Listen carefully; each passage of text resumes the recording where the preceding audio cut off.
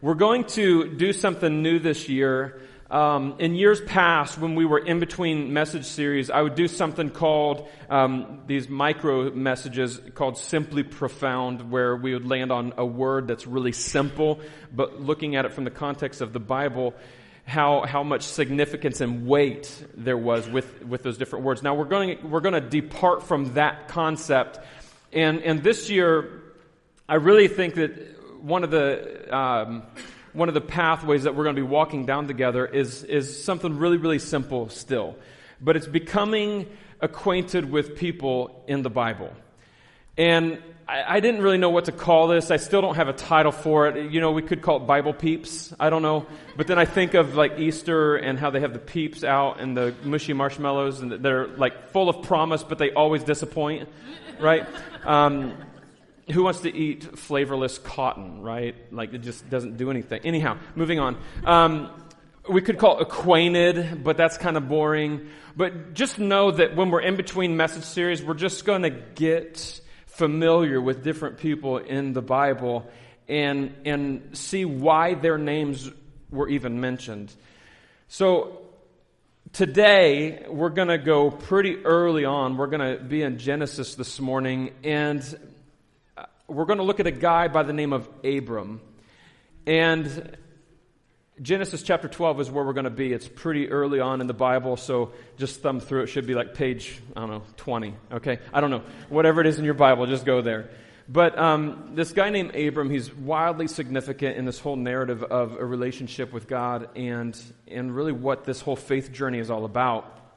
I don't want to assume that everybody has heard this guy's name before, and so if there are some of you that have been a part of the church scene for a long time, and you're like, come on, really? We're going to Abraham? Can't we like do something different or talk about somebody different? No. We're not. To that, I would say get over yourself and let's dive into Abram and learn from him and see what he has for us. He is such an encouragement to me because I look at this man in his own journey in discovering who God is, and I find great comfort in his struggles, knowing that I'm not bizarre with my own struggles. Like this is just part of our humanity, is this journey of discovering who God is. Every single one of us have to come to terms with that. It doesn't matter your age or wherever you come from in life. We all have to come to that place of what do we believe of him? Who is he? And what is this relationship that he wants with us? So we're going to be in Genesis chapter 12. I'm going to give you like the lamest setup ever because we don't have any information on Abram. Only that his family lived in one region. This is at the end of Genesis chapter 11. They lived in one region and they just felt like moving. And so then they moved to another region called Haran.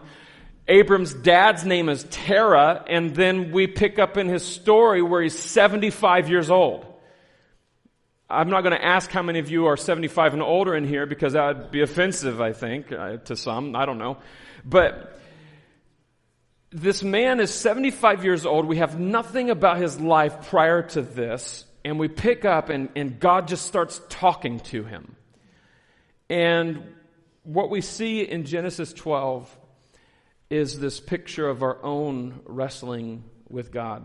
So if you wouldn't mind, join me in this prayer. We're going to pray and get our hearts situated and get our hearts lined up and ready to hear. And so, Father, this morning we thank you so much for the day that you've given us. We come right now and we bring all of ourselves to this moment. And to the best of our ability, we want you to know, Father, that our heart is open to you, our ears are open to you, and we invite you to speak to us through your word by the power and presence of your Spirit. And the end goal here and our aim is that we would walk out different than when we came in. And so, Father, for those that are new on the scene in even asking questions about you, Father, I pray that this would be fresh and life-giving. And for those that have been walking on this path for a long time, I also pray the same thing, that it would be fresh and life-giving. May none of us ever come in here with the smug attitude that we know everything there is to know about you. But change us, shape us, transform us. And we look forward to that happening in Jesus' name. Amen. If you're into message titles, you might call this, It's Time to Leave the Basement and Be a Blessing. Okay? It's time to leave the basement and be a blessing. Abram is 75 years old, still living with his parents. Like, bro, put the video games down, start living, okay? Genesis chapter 12 goes like this. Again, we have nothing about his life. This is the intro to Abram's life. Then the Lord said to Abram, "Go out from your land, from your relatives and your father's house, to the land that I will show you. I will make you a great nation. I will make you into a great nation. I will bless you. I will make your name great, and you will be a blessing. I will bless those who bless you. I will curse those who treat you with contempt, and all the peoples on earth will be blessed through you." So Abram went as the Lord had told him, and Lot, his nephew, went with him. Abram was 75 years old when he left Haran. He took his wife Sarai and his nephew Lot, all the possessions they had accumulated and the people that he had acquired in Haran, and they set out for the land of Canaan. And when they came to the land of Canaan, Abram passed through the land to the site of Shechem. Now I'm just going to prepare you. We're going to throw out we're going to see a bunch of names listed here. We'll circle around to the best of our ability, but just make it through with me on all these names. So Abram passed through the land to the site of Shechem at the Oak of Mora. And at that time the Canaanites were in the land. Then the Lord appeared to Abram and said, "I will give this land to your offspring." So he built an altar there to the Lord who had appeared to him. From there he moved on to the hill country east of Bethel and pitched his tent, with Bethel on the west and Ai on the east. He built an altar to Yahweh there, and he called on the name of Yahweh. Then Abram journeyed by stages to the Negev. I'm going to read one more verse. There was a famine in the land, so Abram went down to Egypt to live there for a while because the famine in the land was severe. Now, I want to provide for you a wildly eclectic framework for today's message. Sometimes we will go through and it'll be like point 1, point 2, point 3. If we're lucky, that's how the messages will come out. Today is more so going to match the flow of what we might experience in our everyday life. I don't know anybody who lives a life of like, this is point 1 and this is point 1A and 1B and 1C. And then, life is not that succinct. At least I've met very few people whose life is uber predictable and moves along in just like a wildly uniform fashion. It's a little bit more eclectic, right? Am I in good company with that statement? Like where there are just unexpected things that come in. There might be a direction that we're headed, but even as we're heading that direction, there's a lot of rabbit trails and mysteries that we unearth, and we're just like, how did we end up? I had a direction, but how did I end up here? Right? And so that's what we're going to kind of experience in today's message. And it's not hard because that kind of spells out Abram's life. So once again, not to belabor this, but Abram is 75 years old and we pick up on the scene where God speaks to him. Now, I wonder, this is just me, I wonder what it was that God saw throughout the course of Abram's life that cued him in to think, I know that at my first encounter with this man, I'm going to be able to just go for it. I'm going to be able to just say, go. There's a lot of other moments in Scripture, God will introduce himself as like, I am the God who created everything. How you doing? Like, do you know me? Are you aware of me? And I don't know that he asks those questions, but he like makes himself known. Here he just shows up and he says, go. So there had to have been something about Abram along the way that piqued God's interest to where he knew that he could go to him and he knew that he could speak and he would respond. I wonder if Abram was one of those that just so was enamored with creation.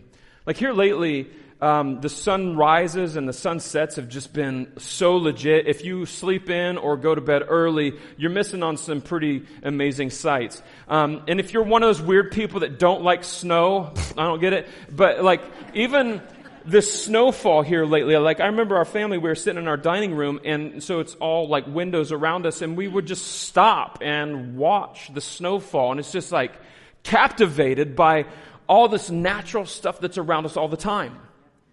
I wonder if Abram was like that, where he was just amazed at the natural beauty of wherever he went.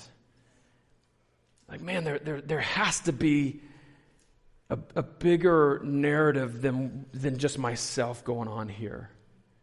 All right, so we have that. So then God just shows up. He says, go. Now, if this sounds familiar, June 30 of last year, we went through this on a message called There. But we're not going to land on all the there words. God shows up and he says, go. Go from this land. And I love how he speaks to him, because it's like, I don't want there to be any question as to what I'm meaning here. Leave the land. Like the geographical region, leave.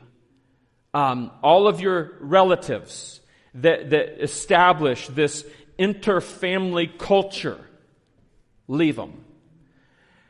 And bro, it's time to get out of the basement. It's time to stop living it with your parents. It's time to start living out. And so leave your father's household and go to a place that I'll show you. So typical of God, right? In communication, like, no, I feel like you missed some points. Like, I get that you want me to go. You want me to leave. It's not hard to understand that. If we need to read the Hebrew of what that means, go means go, right? It's not hard to understand that. But then he says, go to the place that I will show you. Gosh, that's such a foreign thought in our Western civilization. We want to forecast to the best of our ability, and there's this risk assessment that we do all the time. Well, I don't get the vibe that God's overly concerned about the level of details that he gives. He's looking for the willingness of somebody that will respond to what they have, of what they've been given. And so we see this simple message about Abram. Now, first of all, let me unpack just a few words here. He says, I'll go to the land that I will show you. And the first thing that he says to Abram is, I will make you into a great nation. Singular. I will make you, singular, into a great nation, plural, right? So there's multiplication, there's growth. And that word great in there, I love that word means grow. I will grow you into a nation. I will grow you into not only a nation, but I will grow you into a great nation. I guess that's grow and grow. Anyways, you get what I'm saying. I did a little bit of research this past week, just out of curiosity. I have never done this, but I was curious, what makes a nation? I don't know if anybody else has ever Googled that. Like literally, what makes a nation? I'm going to go to some reliable resources here. I'm going to go to Wikipedia. And we have a couple others that are a little bit more legit. But Wikipedia says this. Let's see if this sounds like the U.S., okay? A stable community of people.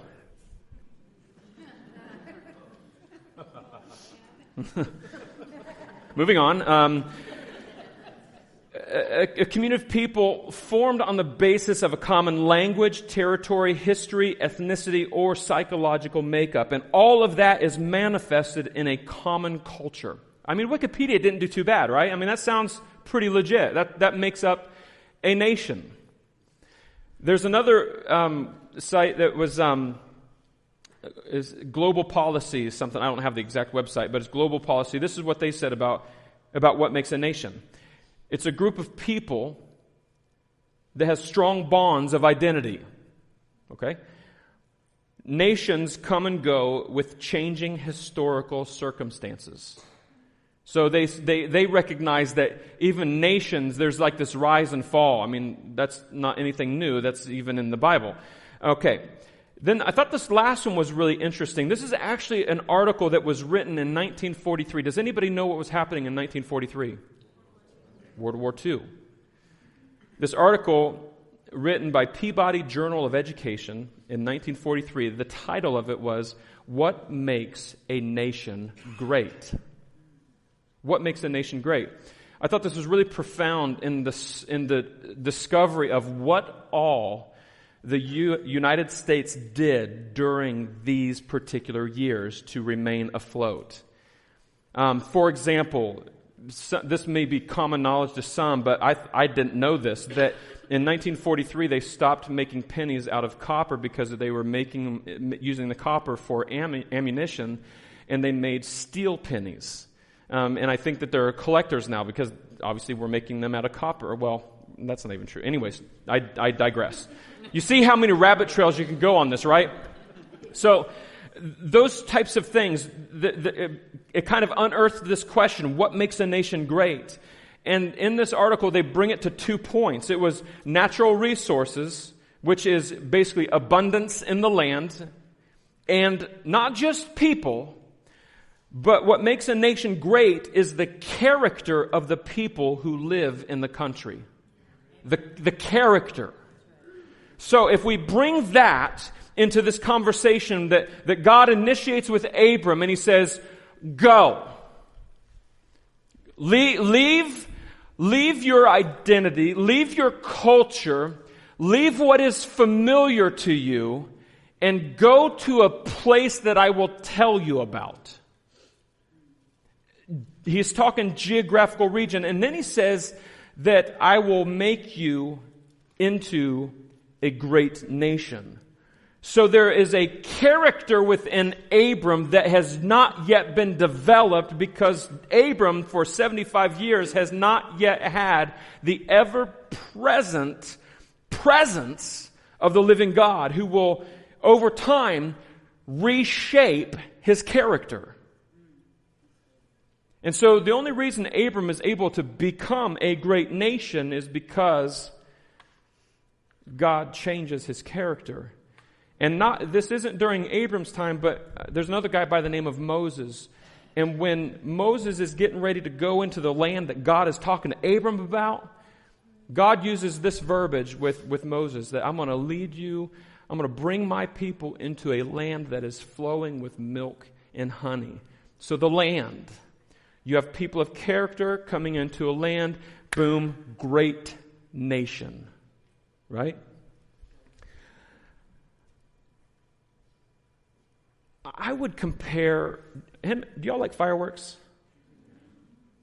Just like 5 of them? Sweet. I love fireworks. For a number of years, we had this spot where we could just like literally sit underneath them. And I just love them. I love the finales. I wish the whole thing could be finales. I just love it. So the reason why I'm talking about fireworks is because 75 years of life, not a lot's going on. Then God speaks to Abram. Go, and I'm going to make you into a great nation. I will bless those who bless you. You'll be a blessing. And so I would imagine in his head and in his heart, it's like the finale of fireworks going off. It's like, what? Dang, that's awesome! Right? Like just crazy! God's gonna do that through me. Like, I'm gonna make a lot of people. It's gonna be good. It's gonna be sweet, right? Like just. But the way his actual life played out, it's like a bottle rocket.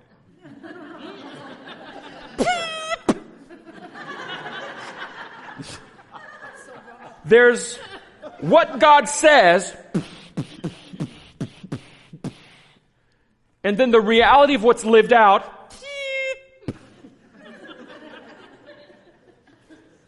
And yet God's promise not changing.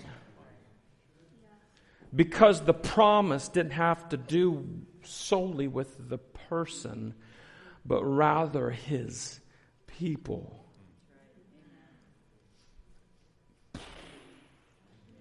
Epic firework display, right? It's just like, what? What does it say of Abram after this dialogue? In verse 4, Abram went. He brought along his wife. That's a good decision. Brought along his nephew, and took everything that he had acquired, right? And they go. God says, "Go." Abraham went. What's fun to do is go through the verses 1 through 10, and see how much going Abram actually did. Verses 1, 2, and 3, and verse 7 are the only verses in that string of Scripture where Abram isn't going anywhere. All other places, listen to this. I'm going to do my best to spell this out. Verse 4, Abram went. Verse 5, all the people and possessions, they set out. Verse 6, they passed through the land. They came to this weird place called Shechem and to this place called Mora. And then in verse 7, no moving is going on. God speaks again, and God says, I'm going to give you this land I'm going to give this land to your descendants. Sweet. He builds an altar. Then in verse 8, Abram moved on. And then he built an altar there. He called out to God. God didn't respond. And then it says in verse 9, Abram journeyed by stages to the Negev. God said, go. I'm just going to keep on going. That's what he told me to do. Like, don't you wonder, like, we get these just short narratives, but they leave out the conversations that Sarai, when she came to him, it's like, so honey, where are we going? No, I got this. We didn't make a wrong turn. I promise you. Right? We don't get the luxury of all of that, but you know it. Spouses, uphold marriage, discipleship. Come on now. When you as a man, when you're going somewhere and you're like, I looked it up, I know how to get there, and it's been some time, enough time for you to have gotten there, there's some conversation, isn't there? And it starts with grace. Like, are you sure you know where you're going? And I don't know what it is. Anyways, so that kind of stuff is going on. I'm just airing out my own stuff, all right? So that kind of questioning is going on all along. All Abram has to go off of is go. Leave what's familiar, go to what's unfamiliar, go. And, you stopped here? While you stopped here at this place, we'll come back around to that place. This is the place I'm going to give to your offspring. Sweet. A little bit more detail. I'm not hearing anything else, so I'm going to build an altar. I'm going to keep moving. And then a famine strikes the land, and he's like, Egypt sounds good. So then they go to Egypt. Now, I'm going to explain what happens, and I'm going to give you the why here in a second. They go to Egypt. And I don't know if word got around, if it was like word of mouth or something, but like somebody might have said, hey, bro, just Pharaoh likes foreign women. So Sarai is very beautiful, and just be cautious. So Abram continues to go, and he's like, Sarai, let's just forget about all the direction conversation, okay? If I'm lost or anything, let's just forget about that, okay? Just pretend that you're my sister, because you're pretty, and Pharaoh, he likes his ladies, and I just, like, it just won't go well for us. Like the whole, like, God promised, remember that moment? It'll be like nothing if you die. And so let's preserve your life by saying that you're my sister. So then that's what the whole thing was.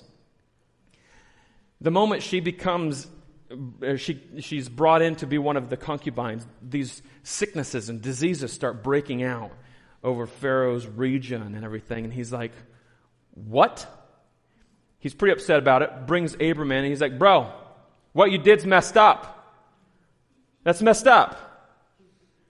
And so they send him out. It's a really short time that they're in Egypt, and where they go from there is back to the second place, around the second place that God spoke to them. So they made this long trek, and I guarantee you that those conversations were priceless on the way back. And so why are those details in there? Mind you, this relationship between Abram and God is a progressive relationship. And all Abram has, again, not to oversimplify this or to kick it to pieces here, but go. And I'm going to show you, go to the land that I'm going to show you. Here's what's so generous and so compassionate about God is that even in our vigor of following Him, He will bring us back to the place that He wants us to be. And yeah, there's going to be some stories along with that further advancement. Oh, just forget that chapter of my life or what that was all about. Stinks for the Egyptians, all those sicknesses and boils and, just creating part of my story here. But what I love about this is that God brings you back to the place where He last spoke to you. And He reaffirms His plan and His purpose. Now watch this. God spoke, said go, Abram went. They came to this place called Shechem, which means between the shoulder blades and upper back. That's literally what the name Shechem means. So I would presume that there's something with the geographical region that looks like the upper back in between the shoulder blades. And there's a specific place there. There's a specific tree called the Oak of Mora. And that word Mora means teacher. What did God say to him when he first left? Go, and I'm going to go to the land that I will show you. He shows up at this Oak of Mora called teacher, and that's where God says to him, this is the land that I'm going to give your offspring. And what's so important that we grab a hold of here from Abram's life is he's not like, sweet, moving on. He takes that moment and he builds an altar and worships God. He builds some kind of a structure that is a reminder of God's promise spoken to him. And from there, he goes to the next place. He goes to this place that's between Bethel and Ai. Bethel means house of God. Ai means heap. What does it mean?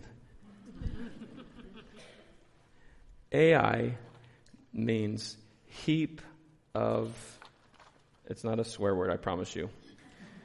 Heap of ruins. So, Abram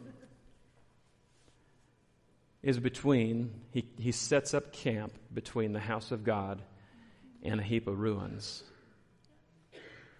And I so feel like that's the tension that we walk in life as we try to learn and discover who God is.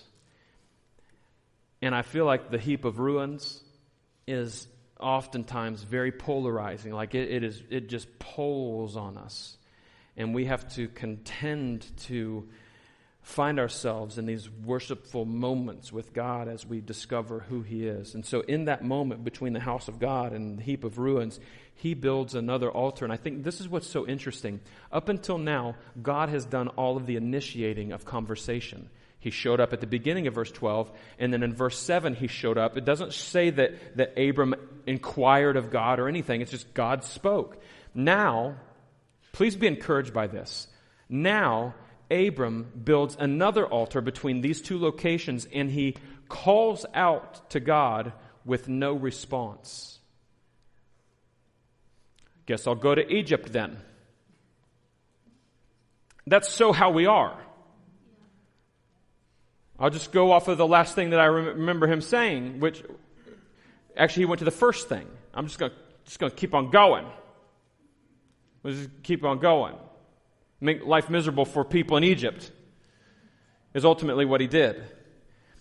And he eventually came back to this second altar that he made between the heap of ruins and the house of God, and remained there for some time.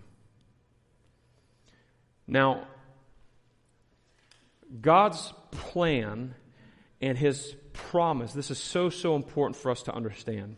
And the younger you can grab a hold of this, I promise you, the more profound your life and your relationship with Him will be. Please understand this. God will speak promises to you that you won't get to enjoy the fruitfulness of. Let me just say it shorter. God's going to speak promises to you that you in your lifetime won't get to enjoy. I mean, we see this with Abram. I will make you into a great nation.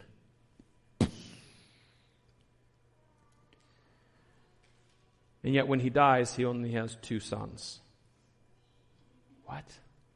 And one son was out of his own doing, and the second one, through whom the promise continued to move forward in, was a miraculous conception. And so it wouldn't be for another couple generations before that promise of a people with a renewed character that filled the land, that promise, Abram never saw it. So, GrowPoint, this is so important for us. Let us be people who are hungry to discover God's promises without sinking our talons into them for our own selfishness. How you parent right now is shaping a generation. How you aunt and uncle, niece and nephew, how you go about doing that and being that role matters. How you student matters. How you grandparent matters.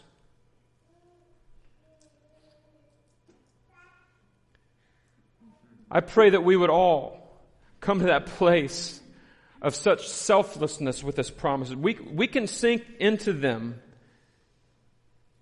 with an understanding of our purpose within our timeline, but not throw pity parties when we feel like He is not answering me. Man, that's such an invitation of selfless living that's huge if we can step into that. So what does that look like? That looks like this, that even though in your unique narrative where you think that life should be fruitfulness and abundance and picking grapes off of vines and living the luxurious life, whatever it is, I don't know. If that's not your narrative, don't kick and fuss. You can still have the presence, the full presence of the joy of the living God in you. You can still be life. You can still be love. And just because your unique narrative didn't happen the way you thought it would happen, that's so you focused. Let us be reminded that God blessed Abram so that he could be a blessing. And get to hear little voices like this come together. No, you can keep him in here. That was not a cue for you to leave. Because he is in the right seat. Like, I love it when the rare occasion that I get to just scan throughout here and see all the generations represented when we worship together. Y'all, we don't have any idea how life-shifting and shaping those moments are for young ones. And so let's tout God's promises and hold on to them, but not throw tantrums when we feel like we got the short end of the stick because we didn't get to experience or walk in the promise. Which, by the way, in the day that we live in right now, none of us should be sulking because we are living within the scope of the promise that is spoken of in a little bit. The promise that God spoke to Abraham. It all comes to Jesus.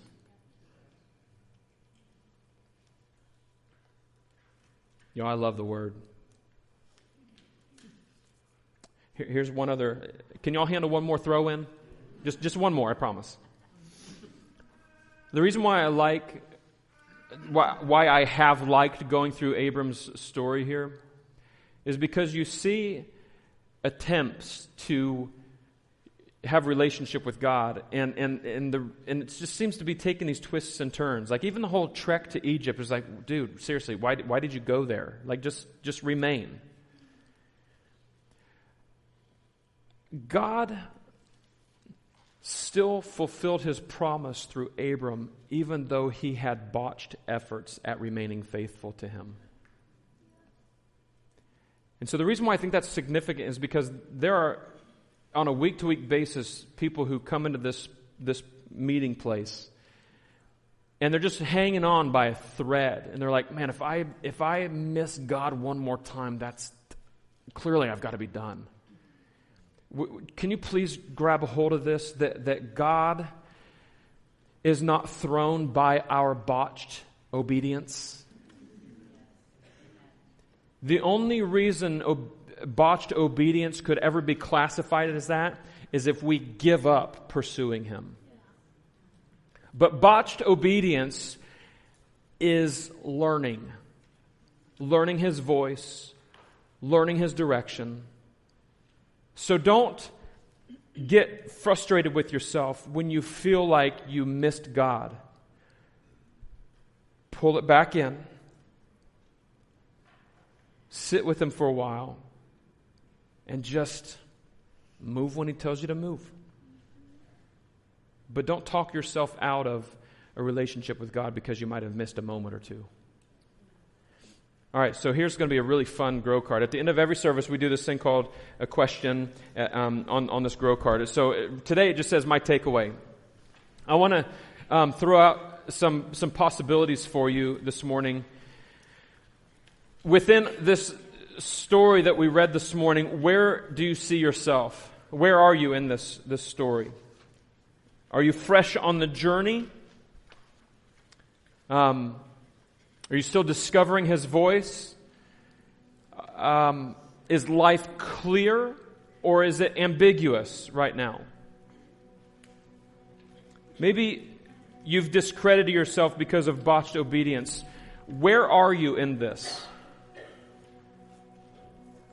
I would say this, that be responsible here and identify where you're at in the story. The ending is the same for all of us. That God is still faithful, that God still loves you, that He still wants to work His promises through you, even if it means for future generations. It's still the same. But I think it's healthy for us to identify, to wrap some words around where you're at in this story. And if none of that jives with you, just respond with what your takeaway is for the day. What is your takeaway after becoming acquainted with Abram?